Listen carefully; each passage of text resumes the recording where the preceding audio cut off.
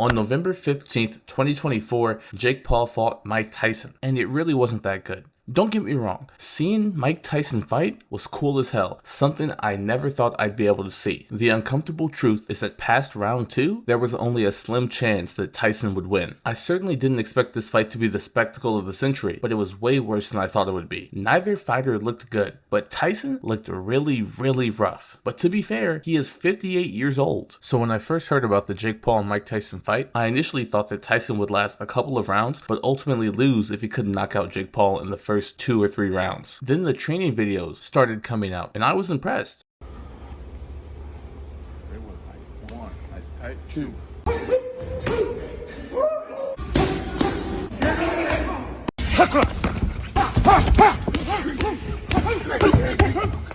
I mean, you can't look at these videos and tell me that there is zero chance of Mike Tyson winning. Then when the fight got postponed because of Tyson's health complications, I realized that Mike Tyson is almost 60 years old, and there was a significant chance that he would get hurt in the fight. And truthfully, after that, I was hoping the fight would just get canceled altogether, but the fight proceeded anyway. The love for Mike Tyson or hate for Jake Paul was astounding. At the bar where I watched the fight, people were chanting Mike Tyson's name as he was coming out.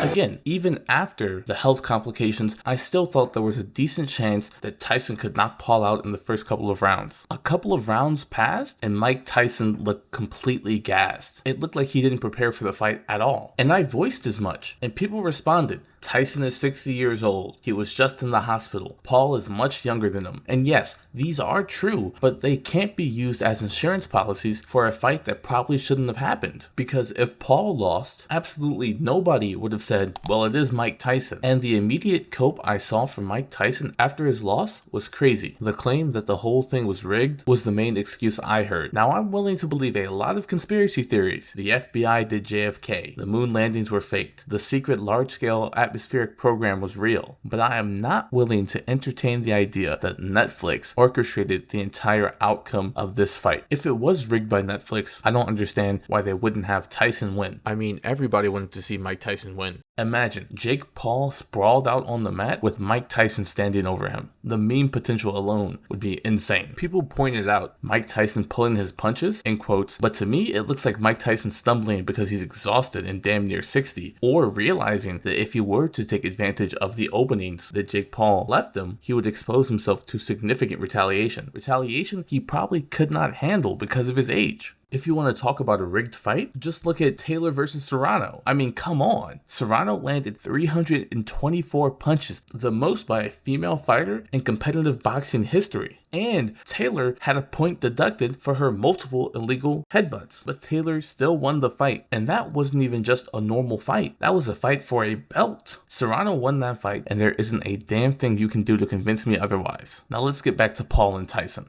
My conspiracy theory is that if anyone was pulling their punches, it was Paul. I feel like a fair amount of people saw Paul's performance and realized it didn't look like a guy who wanted to win a fight. And it makes sense. I wouldn't want to be the person that knocks out national treasure Mike Tyson, especially if I'm Paul and I understand that there are 3 outcomes. I knock out Mike Tyson and people make fun of me for knocking out an old man that everyone loves and never fighting anybody my own age. I get knocked out by Mike Tyson and people clown me for losing to a 58-year-old Mike Tyson. And the third option, let the fight get decided by the judges because it minimizes criticism of me, Jake Paul, and lets people cope for Tyson. Regardless of what you believe, this was a win-win-win-lose. Tyson won, getting paid $20 million. The viewer won, getting to see a boxing legend fight again and not get knocked out. Boxing fans won because it seems like there's more attention on boxing than any other time I can remember, and Paul lost, but to be fair, there was no good outcome for him. Now Tate wants to fight, and man, do I want to see Andrew Tate get his shit rocked. To summarize, Paul spared Tyson,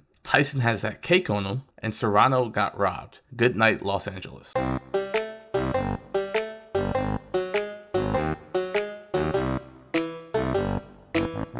And to any government bodies, I don't believe any of those conspiracy theories listed previously are true. I know the government to be made up of 100% upstanding individuals that would never conceal anything from the public.